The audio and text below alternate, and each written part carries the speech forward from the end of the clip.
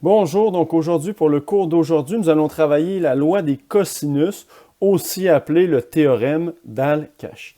Donc la loi des cosinus, la voici. Donc dans un triangle quelconque, donc n'importe quel type de triangle, A carré est égal à B carré plus C carré moins 2 fois B fois C fois le cos de A.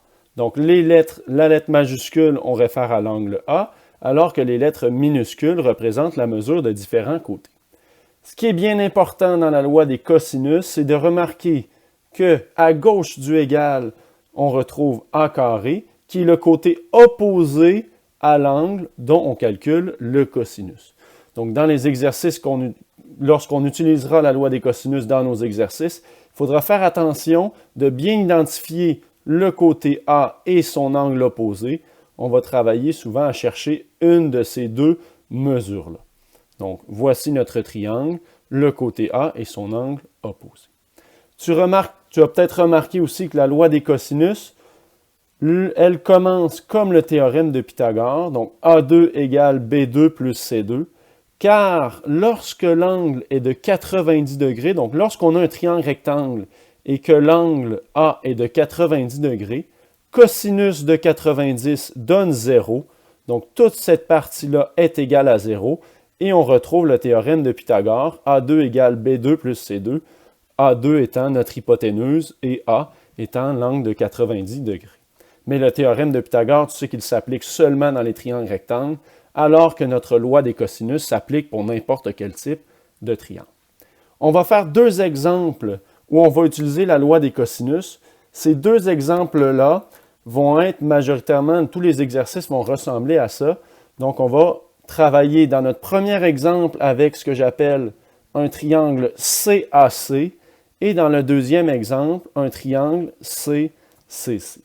Je t'explique CAC, qu'est-ce que j'entends par CAC? C'est-à-dire qu'on connaît la mesure d'un côté et l'angle entre les deux côtés que l'on connaît, donc côté, angle, côté. Je connais l'angle entre la mesure de deux côtés connus. Si j'utilise la loi des cosinus dans ce triangle-là, je connais l'angle de 130 degrés, donc on va utiliser cos de 130 degrés, et A carré, le côté opposé, sera donc le côté que je recherche ici. Alors, A carré est égal à 3 au carré plus 5 au carré, moins 2 fois 3 fois 5 fois le cos de 130 degrés. Je calcule maintenant 3 au carré qui me donne 9, plus 5 au carré, 25. Et je dois faire attention à ma priorité des opérations. Toute la partie de droite, je dois la calculer. C'est une multiplication. Moins 2 fois 3 fois 5 fois le cos de 130 degrés qui me donne 19,28 positif. Je peux donc additionner les trois quantités ici. A carré est donc égal à 53,28. Racine carrée pour trouver la mesure du côté A, et j'obtiens que la mesure du côté A est d'environ 7,30.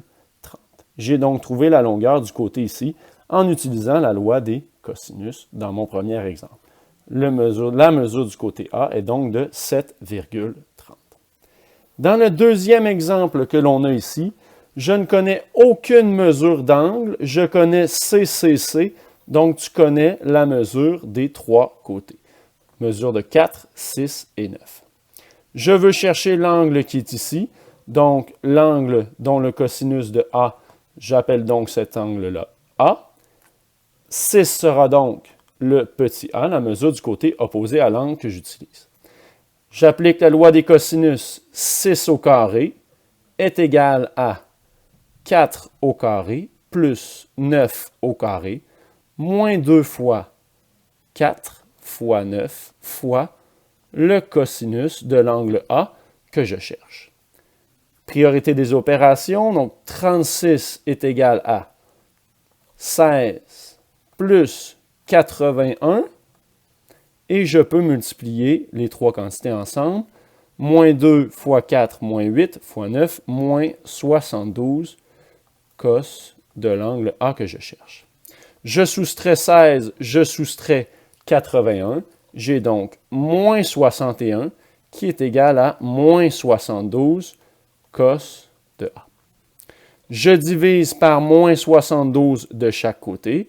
Donc, moins 61 sur moins 72 est égal à cos de l'angle recherché. Pour trouver l'angle, je vais donc faire l'opération inverse du cosinus. Je peux calculer sur ma calculatrice moins 61 sur moins 72. L'angle A sera donc égal à l'opération inverse du cosinus, c'est-à-dire cos moins 1, de 0,8428. Et tout ça va me donner l'angle A. Je garde 4 chiffres après la virgule pour un petit peu plus de précision. Tu es mieux de garder un petit peu plus de chiffres avant de faire l'opération inverse de cos ou de sin ou de tangente dans les différents calculs pour avoir une mesure plus précise en degrés. Cos moins 1 de 0,8428 nous donne que l'angle A est d'environ 32,9 degrés. Donc, voici la loi des cosinus. Évidemment, la loi des sinus est à prioriser si tu peux l'utiliser dans un problème, mais pour le cas CAC et CCC, donc lorsque tu auras des triangles où on connaît 3 côtés ou 2 côtés et l'angle entre les deux, on ne peut pas utiliser la loi des sinus. Tu vas être obligé d'utiliser la loi des cosinus, comme dans les 2 exemples que je te présente ici. Tu sais donc maintenant utiliser la loi des cosinus, aussi appelée le théorème d'Al-Kashi.